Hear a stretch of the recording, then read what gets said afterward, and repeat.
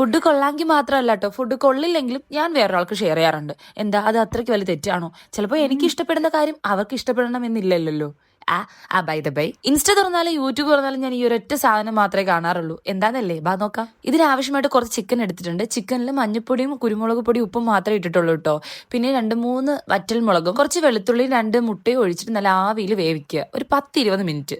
ആവിയിലൊക്കെ വെന്ത് വന്നതിന് ശേഷം നല്ല തണുത്തതിന് ശേഷം ചിക്കൻ മാത്രം മാറ്റിയിട്ട് ബാക്കിയെല്ലാം ജാറിലിടുക. ജാറിലിടുന്നതിനോടൊപ്പം തന്നെ ചീസും പാലും കൂടി ഒഴിക്കുക കേട്ടോ. ഇതെല്ലാം ഒന്ന് അടിച്ചെടുത്ത് മാറ്റി വെക്കുക. എന്നിട്ട് നമ്മൾ നേരത്തെ വേവിച്ച ചിക്കൻ പിച്ച് ചീന്തി അങ്ങോട്ട് ഇടുക. ഇതിന്റെ കൂടെ ആവശ്യമുള്ള വെജിറ്റബിൾസ് ഇടുക കേട്ടോ. ഞാനിവിടെ ക്യാരറ്റും സവാളയും തക്കാളിയും ക്യാപ്സിക്കും എടുക്കുന്നുണ്ട്. ഇതിന്റെ കൂടെ നമ്മൾ നേരത്തെ ജാറിൽ അടിച്ച് മാറ്റി വെച്ച സാധനം എടുത്ത് ഒഴിക്കുക. സംഭവം ഇതാ ഇവിടെ സെറ്റ് ആയിട്ടുണ്ട്.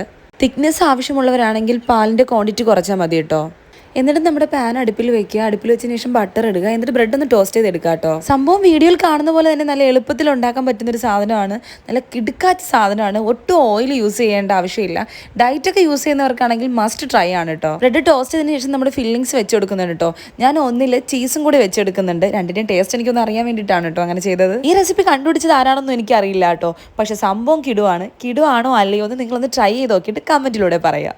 അപ്പോൾ വീഡിയോ ഇത്രയേ ഉള്ളൂ. വീഡിയോ ഇഷ്ടപ്പെട്ടെങ്കിൽ ലൈക്ക് ചെയ്യാനും കൂടെ ഒന്ന് സബ്സ്ക്രൈബ് ചെയ്യാനും മറക്കല്ലേ. അപ്പോൾ വീണ്ടും ഇതുപോലുള്ള നെക്സ്റ്റ് വീഡിയോ ആയിട്ട് കാണാം. ബൈ.